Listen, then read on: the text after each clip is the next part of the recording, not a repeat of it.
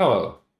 So today what I'm going to do is I'm going to do a retread of a talk I did last week at CIUK about what we've been doing with the HPE Cray XD675 that HPE have very kindly lent us on a long-term loan. Let's talk about the system.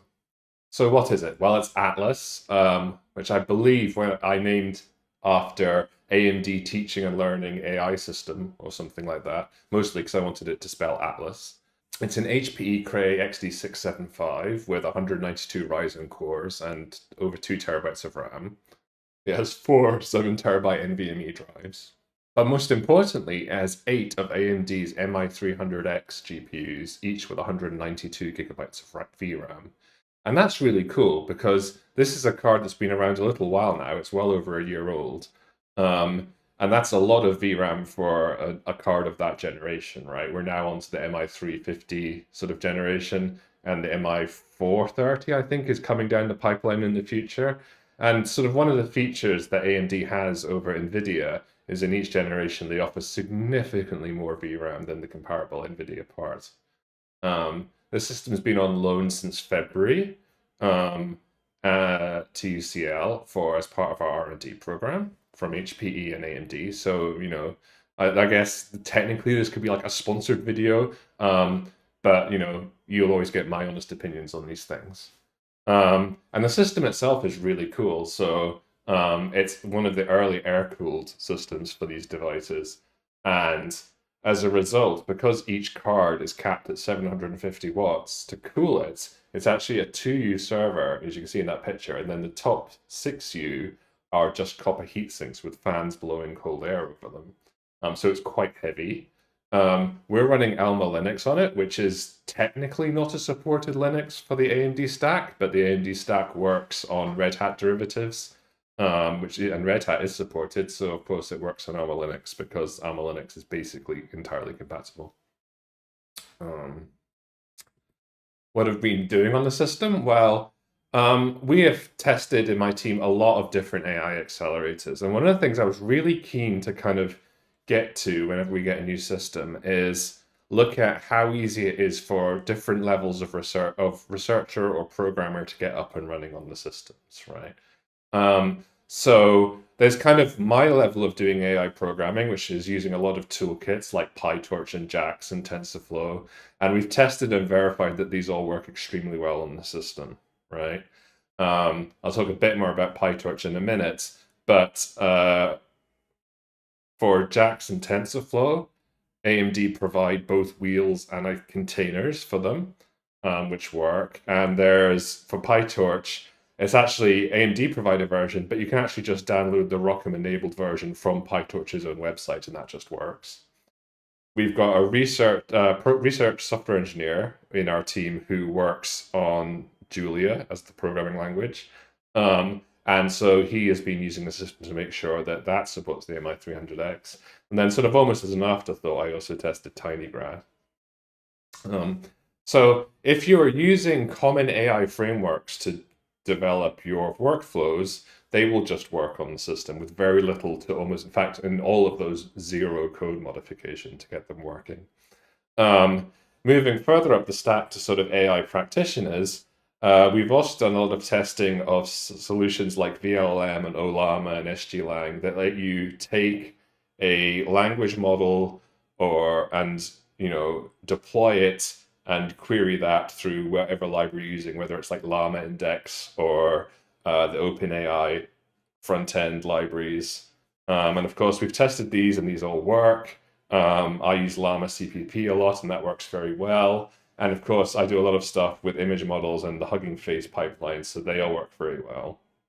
And then if we move further up the stack, we look at actually testing the models themselves. And so we've tested an incredibly large number of models on the system, sort of endless versions of Llama.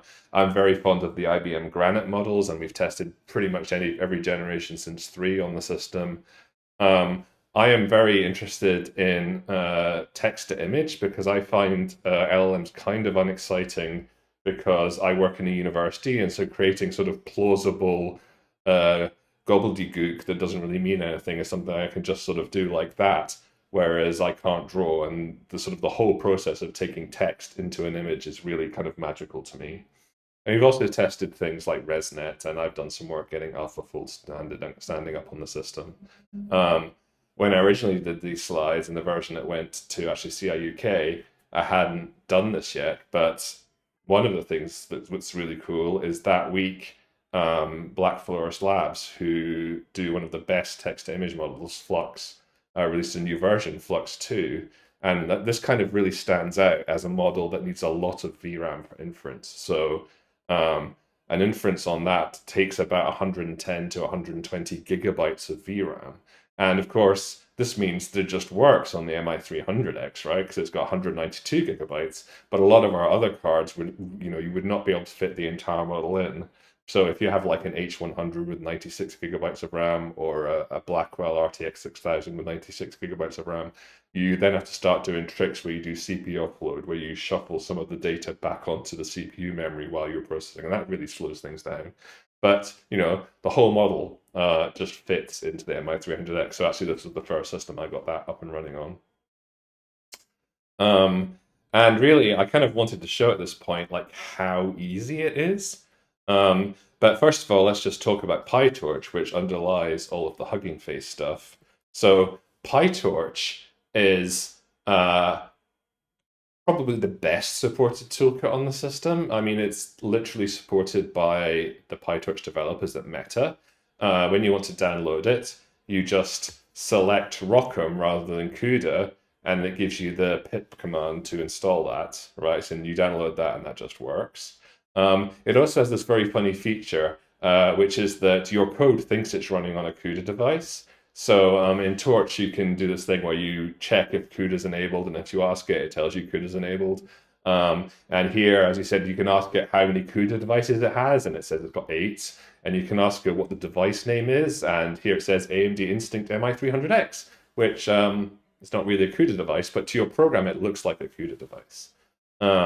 And actually, it's so close to the NVIDIA implementation that the random number generator is compatible. So if you've done any messing about with PyTorch's random number generators, you'll know that depending on the device you're running on, they have very different internal representations. And this has issues like it means you can't take state from one and take the seed and then transfer to a different device. A classic example being that the format of the seed of a CPU device is radically different from a CUDA device, and similarly for an Apple Metal device, right? But actually, not only are they the same sort of data type, but they are the same random number generator. So here I have the two images generated in Stable Diffusion XL. On the left-hand side, we have the image generated with a particular seed on the Mi300X. And on the right-hand side, we have it generated on an NVIDIA A100. And if you look, these images, they are very slightly distinguishable. So the thing I highlight here is, my mouse has vanished, but this edge here is quite sharp, and this edge here is much softer. And this is kind of a consequence of, as you will know, rounding floating point numbers and slightly different CPUs, and that, slightly different, well, I guess it's not CPU, slightly different processing elements, rounding random number generation in slightly different ways. But like, it's very clearly started off with the same initial conditions, right? This is very clearly the same image, just a slight variation caused by rounding differences. And you really can take your code and run it. And this is where I'm going to diverge a bit from the version that I did at the stand. And I hope I get the right iteration of Firefox up here. Let's bring up my browser. Right. So here we have the Hugging Face page for Stable Diffusion XL, right? And I'm just choosing this because it's a very quick model and the weights are already on the system. And network traffic being what it is so easy to use that we can just take, here's JupyterLab running on Atlas, right? It's port forwarded to my machine, but if we open a terminal, we should be able to see that if we run Rockham SMI, that we have our 8 cards, right? And I've done a little trick. I've set an environment variable.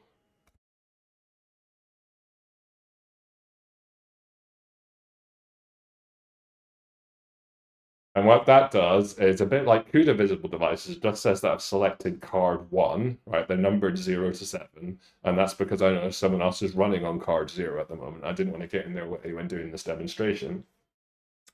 What we can do is, and here I have my usual set of IPython kernels. This one has all the diffuser stuff in it, and this one has, because I was Flux 2 when I was using it, it was so new it wasn't in a release version of diffusers. This has the version of diffusers from Git. But let's just open a notebook with the normal sort of Hugging Face setup. And then what we're going to do is we are going to copy and paste the code from Hugging Face, right, to run this. You'll note that it puts it onto the CUDA device, okay, and we'll run this. So we'll copy that, right, and I'll bring my, I keep assuming that I have to switch between windows, but I don't, because I don't. So we've got our notebook. We put the code in, right? So this is very simple code. It creates a diffusion pipeline. It pulls in the weights, which should already be on the system. It puts it onto the CUDA device, right? And then we give it a prompt, which is an astronaut riding a green horse, and then it should return it and store it in this object images, right? So let's run that box.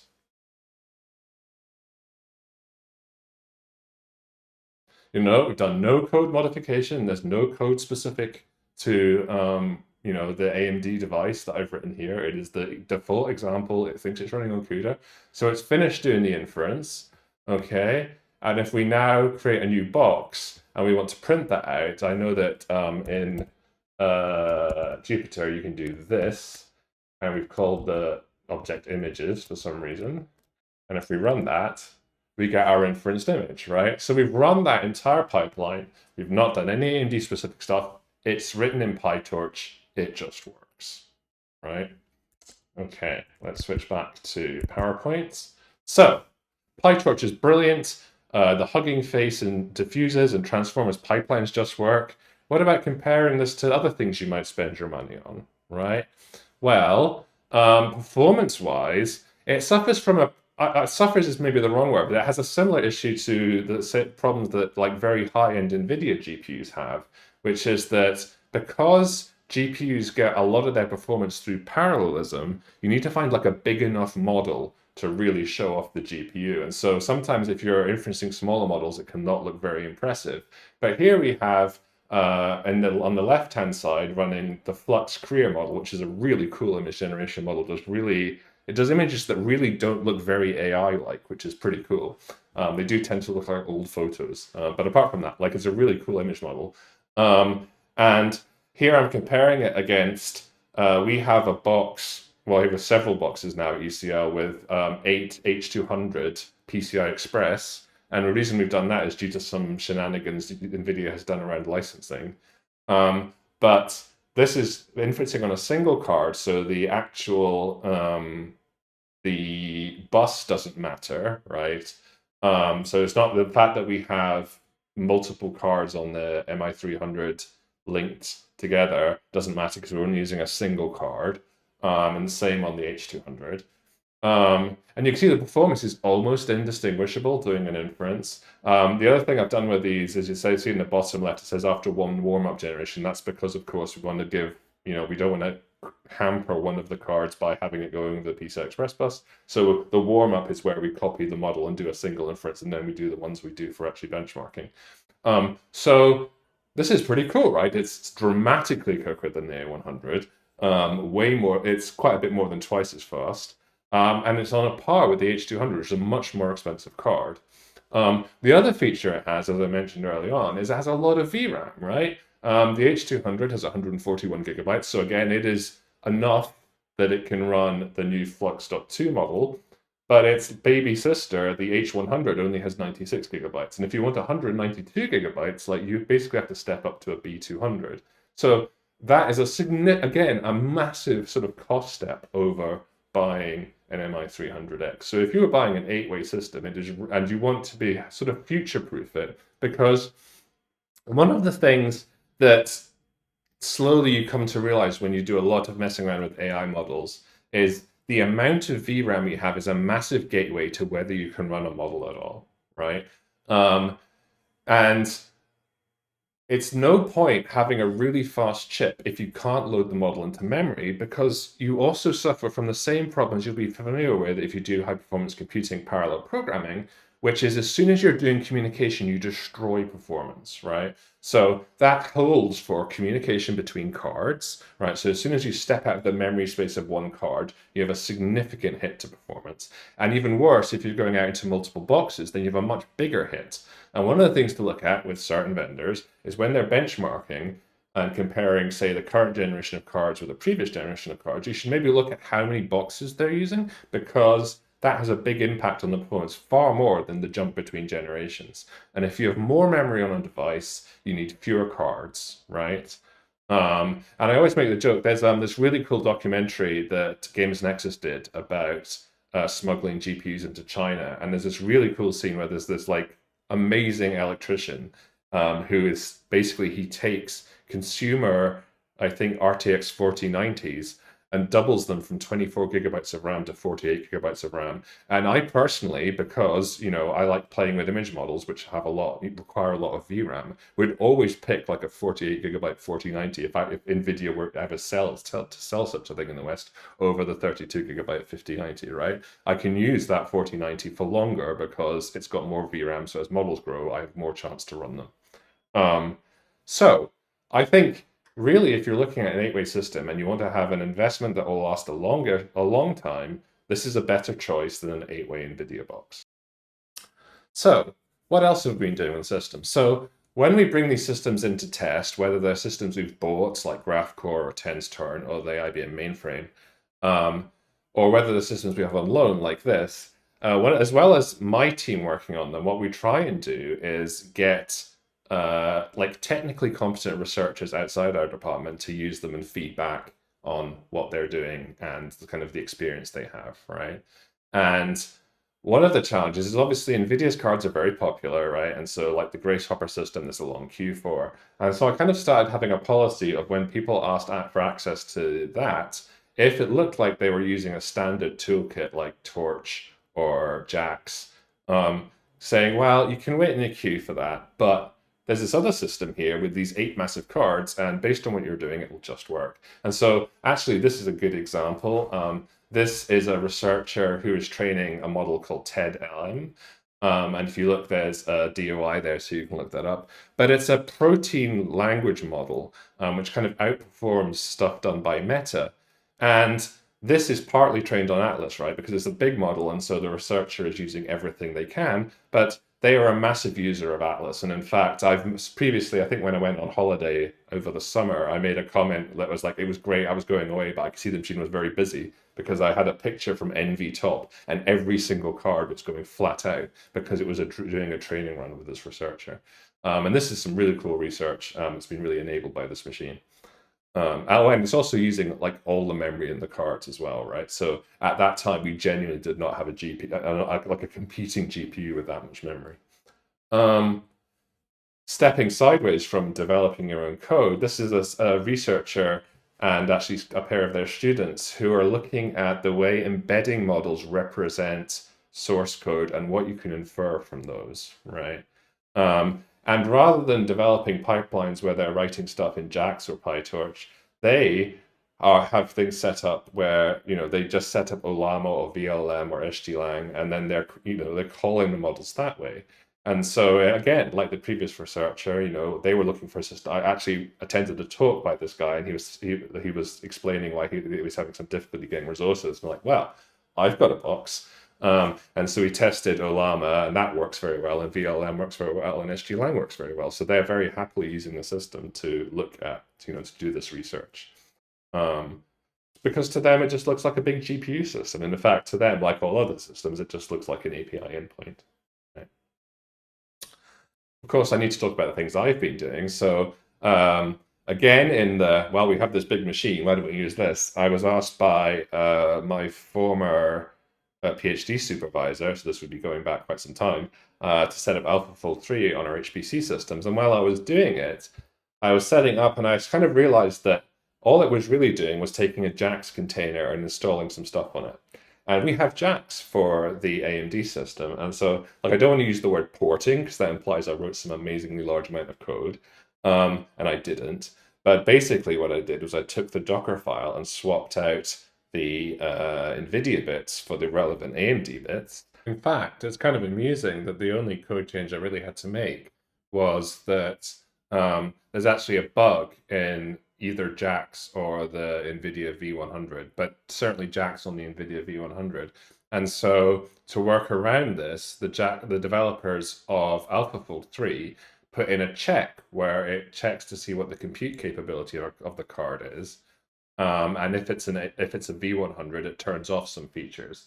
And I think it might not be called compute capability. It might be called Arch. I can't remember because it's been a while since I did this. Anyway, you make this call, and on an NVIDIA card, you get back a number, right? Because NVIDIA refers to its capabilities by a slightly cryptic number. And that's fine if you're on an NVIDIA card, but on an AMD card, it returns the actual architecture, which in this case is like GFX 942. And that's a string, right? And so this was causing the check to fail. So as soon as you delete that bit of code, which is fine because it's an AMD container, it's not going to run on a V100 ever, then the code just works, right? So that was pretty much the limit of the code modifications to it, apart from changing things in a Docker file. And so we have AlphaFold 3 running on the system, and I got to write a nice blog post, and I've helped a couple of universities elsewhere get it up and running on their systems as well. And this is really cool, right? Again, it shows the portability.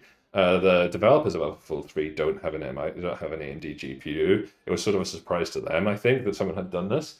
And it just works. I also do a lot of stuff. When we go back to validating toolkits and benchmark and looking at models, I'm very interested in benchmarking because I've come from an HPC background. So I've done a lot of testing of various tool things for like serving LLMs, and of course all that stuff where I do stuff with image models, which I find kind of endlessly fascinating. There's lots of really interesting sort of math things going on with image models, and it's quite nice that you can like vary parameters that are not the prompt and see how those numerically affect the output. And I find that quite fascinating.